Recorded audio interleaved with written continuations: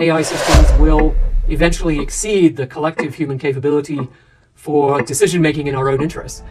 And just as they Media ay mapalitan na ng AI. move chess pieces. Lumayo ka, malamodernong salamangka. Ang anyo mo, dulot sa'kin ay pangamba. Pag-aalala ang bumabalot sa aking sistema. Tila mauuwi sa kawalan ng pag-asa. Kasabay sa pagbabago ng panahon ay ang pag-usbong ng teknolohiyang magpapadali sa ating pamumuhay. Ito rin ay ngayon nasa mundo na ng pamamahayag.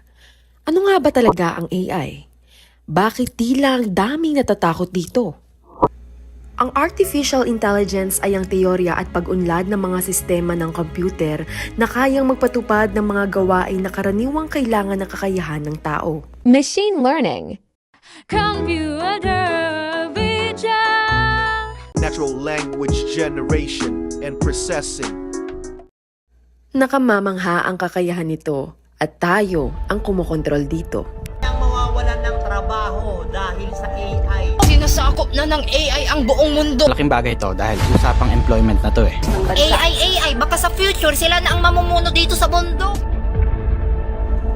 Katanungan pa rin sa isip at pagtataka.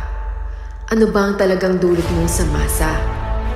Tulong mo ba ay talagang makakamit? O kami yung tuluyang ipapamalit? Paano na nga ang mga susunod na mamamahayag? Ipinakilala sina Maya at Marco bilang pandagdag at hindi pamalit sa human aspect ng coverage sa NCAA. Ani Amoroso, hindi kailanman mapapalitan ng AI presenters ang mga seasoned broadcaster na puso o sentro ng organisasyon. Huwag kang matakot. Alam mo ba na ang mga kasalukuyang mamamahayag ay kasangga ang AI sa panahon ngayon? Nagagamit ang AI upang masuri at masala ang mga impormasyon mula sa iba't ibang sources ng balita at upang matukoy ang mga pangunahing impormasyon na dapat pagtuunan ng pansin. Ito ay nakatutulong upang mabilis na makabuo ng balita sa pamamagitan ng datos, detalye at impormasyon na ibinibigay dito. Tumutulong ito sa mga mamamahayag upang masuri ang mga datos at maiwasan ang disinformation na maipamahagi sa mga mamamayan. At marami pang iba.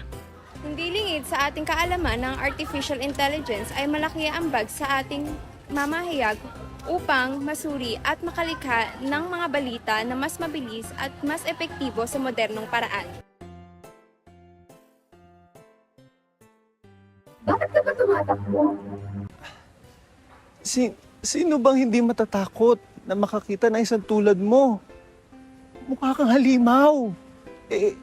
Di normal sa akin ang makakita ng isang tulad mo. Ikaw ang master ko. Tutulungan kita sa misyon mo maglingkod para sa bayan. Oh, sige. Malilate na rin ako sa report ko eh.